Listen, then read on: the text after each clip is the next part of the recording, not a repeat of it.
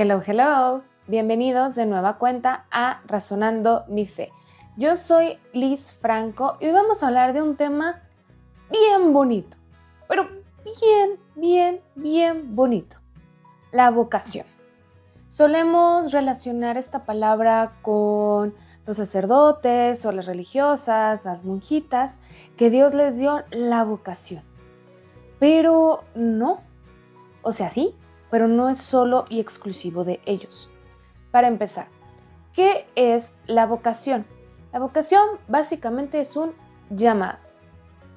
Entonces, está correcto decir que tal o cual persona tuvo la vocación al sacerdocio o a la vida consagrada. Dios los llamó. Te voy a dejar una tarea. Pregúntale a cualquier sacerdote, a cualquier monjita, por qué decidió ese estilo de vida y sin dudas, invariablemente, todos te van a decir porque Dios me llamó, porque Dios me escogió, porque escuché el llamado de Dios. Dios llama. Pero entonces, yo, que soy laica y probablemente tú, que también que me escuchas y me ves, también eres laico, entonces, ¿Dios no nos llama? Sí nos llama. Todos estamos llamados. En primer lugar, a la santidad. Todos tenemos la vocación a la santidad. Dios nos llama. Ahorita, como hemos estado meditando diferentes textos del Nuevo Testamento, ya estamos en los Evangelios, quisiera anclarme de la vocación de los primeros apóstoles para ver cómo Jesús los llamó a ellos y cómo, si no de la misma manera, pero sí ciertas cosas siguen aplicando a nuestros días. Jesús te llama a ti y a mí.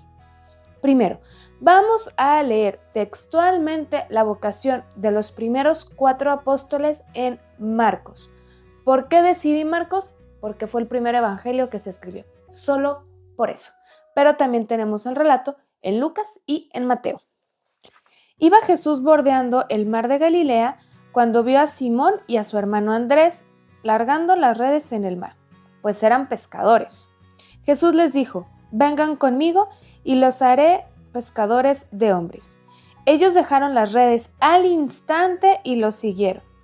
Continuó caminando un poco y vio a Santiago, el de Zebedeo, y a su hermano Juan, que estaban en la barca arreglando las redes. Al instante los llamó y ellos, dejando a su padre Zebedeo en la barca con los jornaleros, se fueron tras de él. ¡Qué fácil! Jesús les dice: vengan, y van. ¡Qué obedientes! ¿Qué podemos como rumiar?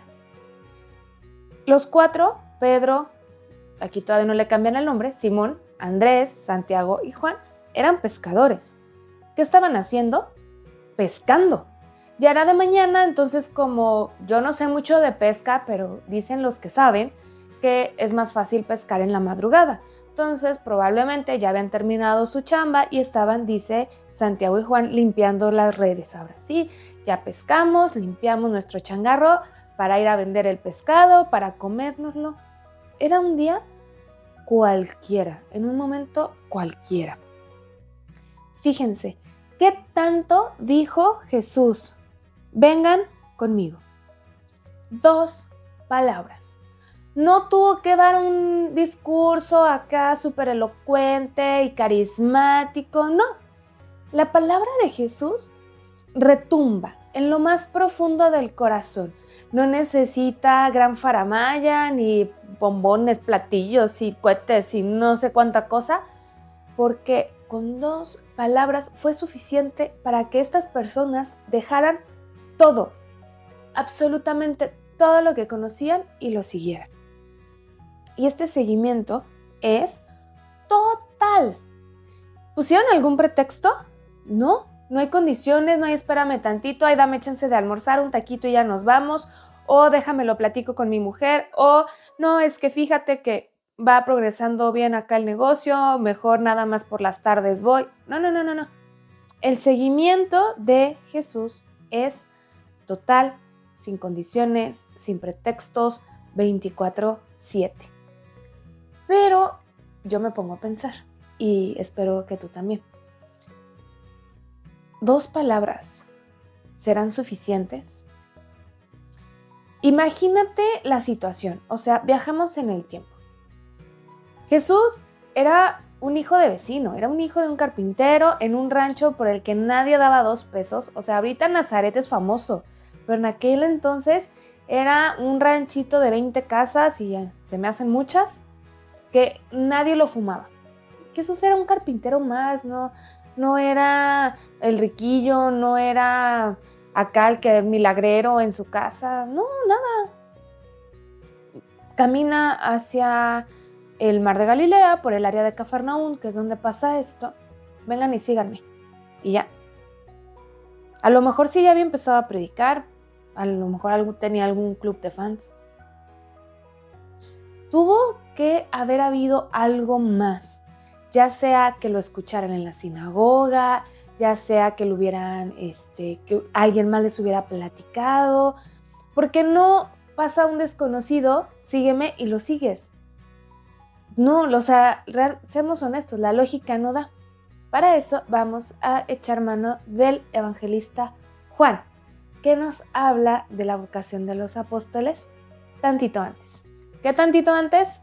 No sé, días, semanas, no sabemos, no tenemos la línea del tiempo exacta, pero sí los relatos, que es lo más importante. Al día siguiente, Juan Bautista se encontraba de nuevo allí con 2 de sus discípulos. Fijándose en Jesús que pasaba, dijo: «He ahí el Cordero de Dios». Al oírle hablar así, los 2 discípulos siguieron a Jesús. Jesús se volvió y a ver qué les seguían, les preguntó: «¿Qué buscan?».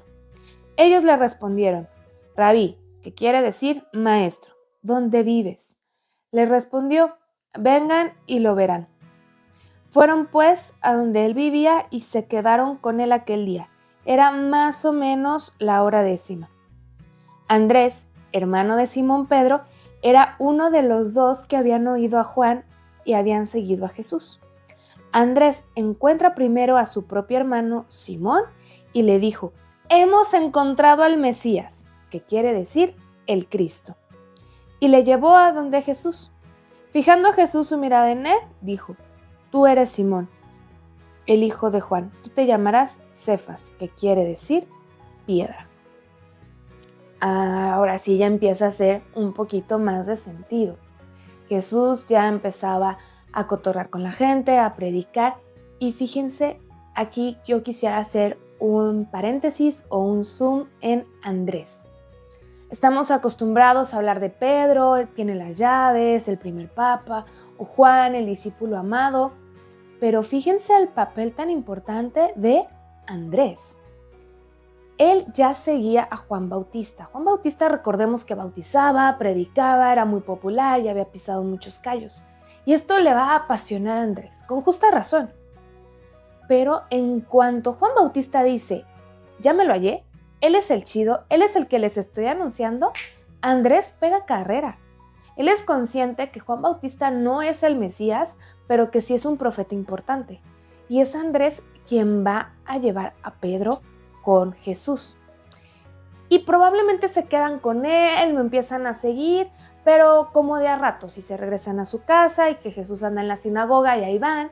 Y es después cuando Jesús ya los llama full time, tiempo completo.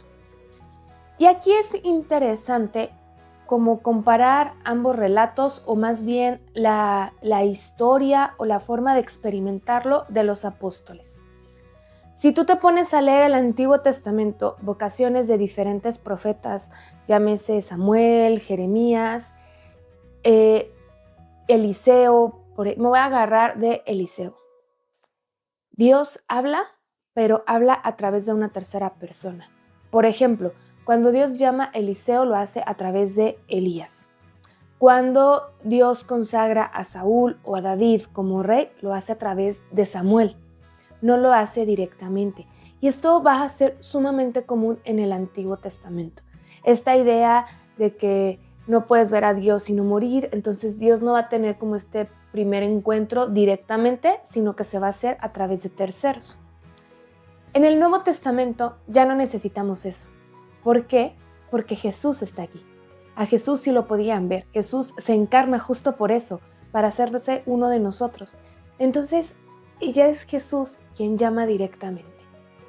Y otra novedad, por ejemplo, ahora comparando con San Juan Bautista, es que la norma era que alguien predicaba y la gente lo seguía. Digamos, similar a lo que está pasando aquí. Yo grabo los videos y tú me haces el favor de suscribirte, de verlo, de compartirlo, etc. Lo normal, uno predica y empieza a haber gente que comparte experiencias con esa persona. Ok.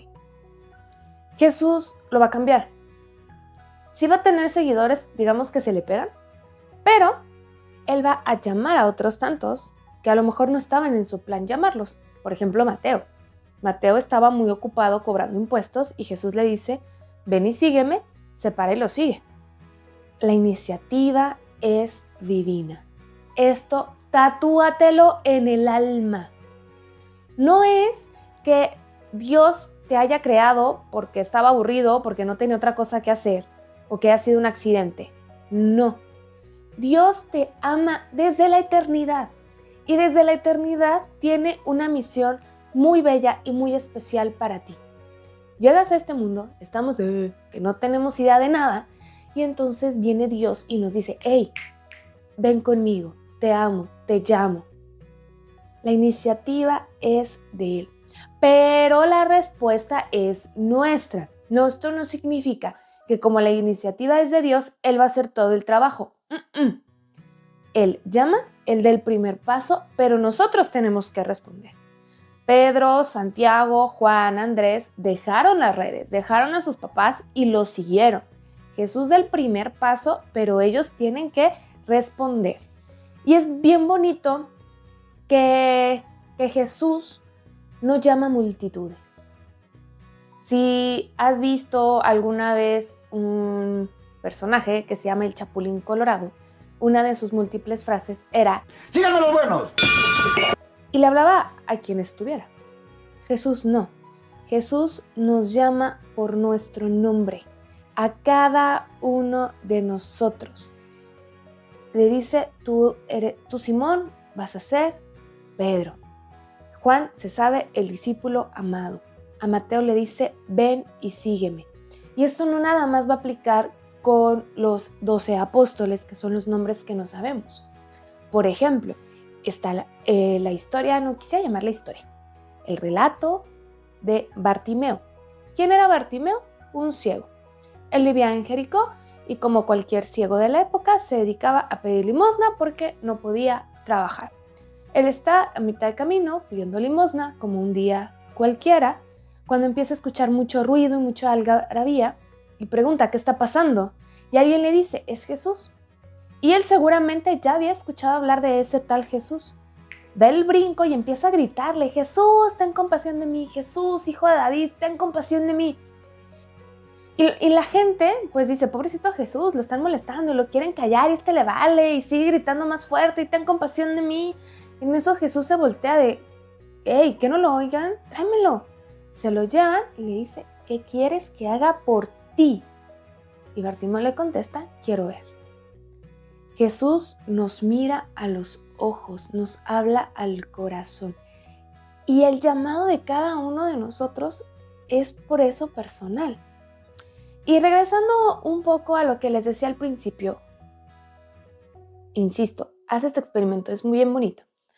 Pregúntale al padre de tu parroquia o a la monjita con la que te llevas bien el momento en el que decidió consagrarse.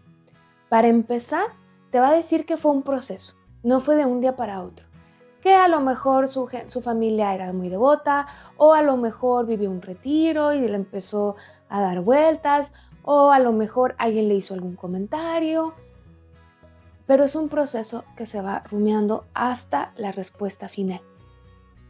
Y estaría increíble que le preguntaras a más de uno, para que vieras que sí, si bien siempre es un llamado de Dios, siempre es un proceso, la forma o las palabras que Dios utiliza con cada quien son distintas. A un amigo sacerdote, él empezó su proceso vocacional porque su hermano se metió al preseminario y dijo, llegó muy contento de las vacaciones, me voy a meter. Y el hermano se casó y él ya es sacerdote. A otra religiosa me tocó que estaba en este proceso de que sí, que no, en una hora santa, un montón de cantos, y dice, es que todos los cantos me decían que me consagrara. Y así, cada quien va a tener una experiencia distinta. ¿Por qué? Porque Dios nos llama por nuestro nombre. Y no nada más a la vida consagrada, nos llama a su servicio.